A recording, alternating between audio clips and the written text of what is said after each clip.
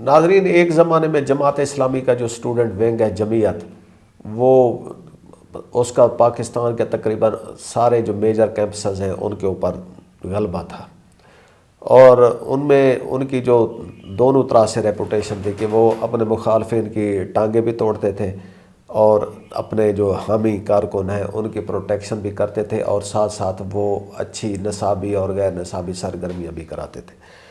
اب جماعت اسلامی داخل ہو گئی ہے حافظ نعیم الرحمن صاحب کی سربراہی میں، تو ہم نے دیکھا ہے کہ اس دور میں ان کے جو زیر قیادت کافی جماعت نے انقلابی پروگرام شروع کیے ہیں، اور وہ سارے یوتھ اورینٹڈ ہیں۔ میرے خیال میں عمران خان کی تحریک سے انسپائر ہو کے وہ بھی اس وقت جماعت اسلامی کو یوتھ کی جو ہے پارٹی بنانے کی کوشش کر رہے ہیں، جس میں ان کے کافی سارے پروگرامز ایٹ اے ٹائم چل رہے ہوتے ہیں۔ ہمارے ساتھ موجود ہیں عمران رفیق صاحب، یہ ایک اسٹوڈنٹ انجینئر ہیں، اور یہ جو ہے ان کا شاید جماعت سے اتنا تعلق نہیں ہے، لیکن یہ ہر طرح کی ڈائیورس قسم کی ایکٹیویٹیز میں حصہ لیتے رہتے ہیں۔ عمران صاحب، پروگرام میں خوش آمدید۔ شکریہ سر، شکریہ۔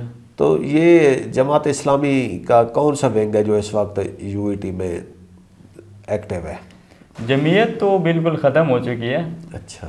آلدو جو ہمارے منسٹر صاحب احسن اقبال ہیں، وہ بھی جمعیت کا یو ٹی میں حصہ رہے ہیں، اور بھی کافی شخصیات ہیں جو جمعیت کا پارٹ تھی یو ٹی میں اس وقت، کیونکہ جو بھی بڑی یونیورسٹیز ہیں وہاں بھی اس طرح کی آرگنائزیشنز کو بالکل انہوں نے ختم کر دیا۔ آلدو یہ کچھ یونیورسٹیز میں کام کر رہی ہیں، اور جو آؤٹ سائڈ یہ کافی اسٹرانگ ہیں کہ آپ کہیں پہ بھی دیکھ لیں، لاہور میں دیکھ لیں، کراچی میں دیکھ لیں، کسی بھی بڑے شہر میں، تو وہاں پہ یہ اسٹوڈنٹ آرگنائزیشن میرے خیال میں آئی ایس ایف کے بعد اگر کوئی بڑی آرگنائزیشن ہے اسٹوڈنٹ کی تو وہ جمعیت ہی ہے، اور کیونکہ اور پاکستان کی سب سے پرانی اسٹوڈنٹ آرگنائزیشن یہی ہے، اور پاکستان کے بننے سے بھی پہلے یہ بنائی گئی ہے مولانا مودودی کی طرف سے۔ اچھا، تو جو جماعت اسلامی ہے وہ اسٹوڈنٹس کو کس طرح، یوتھ کو کس طرح انگیج کر رہی ہے؟ وہ ڈیفرینٹ ایونٹس کرا رہے ہیں، اور وہ اسٹوڈنٹس کے لیے کام کر رہے ہیں۔ جمعیت کے بینر تلے ہے یا خدمت فاؤنڈیشن ہے، یا کس طرح وہ کرا رہے ہیں؟ وہ دونوں سے ہی کرا رہے ہیں، الخدمت سے بھی کرا رہے ہیں، وہ انہیں کی آرگنائزیشن ہے، جو ان کے وائس پریزیڈنٹ صاحب ہیں وہ جماعت اسلامی کے، تو وہ ان کے الخدمت کے وہ پریزیڈنٹ صاحب ہیں۔ اسی طرح سے اور بھی انہوں نے کافی آرگنائزیشنز بنائی ہوئی ہیں، تو وہ میرے خیال میں اسٹوڈنٹس بھی کافی وہ چاہتے ہیں وہ، اور اسٹوڈنٹس کو جسٹ یہ نہیں کہ وہ دکھاوے ایسے گرین جو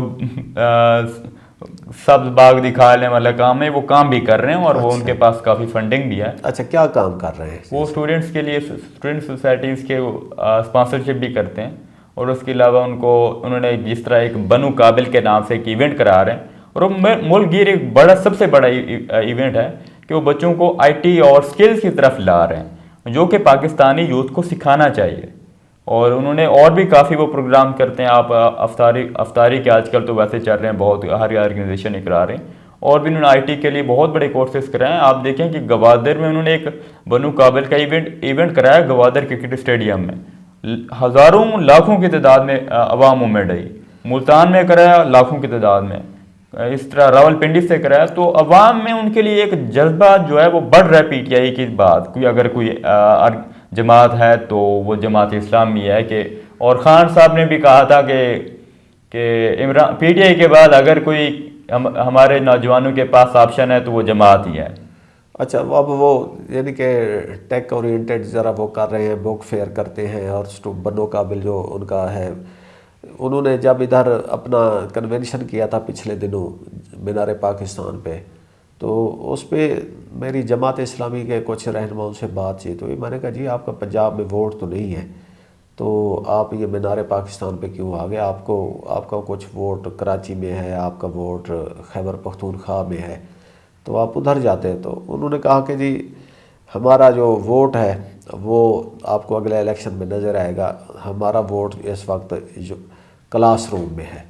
تو اس کا مطلب ہے ان کی بات کسی حد تک ٹھیک ہے کہ وہ اسٹوڈنٹس کو ہی فوکس کر رہے ہیں۔ بالکل، اور مجھے لگ رہا ہے کہ اگلے الیکشن میں یہ کافی بڑی جماعت، جیسے بنگلہ دیش میں جماعت کی واپسی ہوئی ہے کافی سال بعد، اور پاکستان میں بھی جماعت کی واپسی ہوتے ہی نظر آ رہی ہے کہ وہ جس طرح ان کی وہاں پہ 20-30 سال بعد جماعت کی ایک مرتبہ پھر واپسی ہوئی ہے۔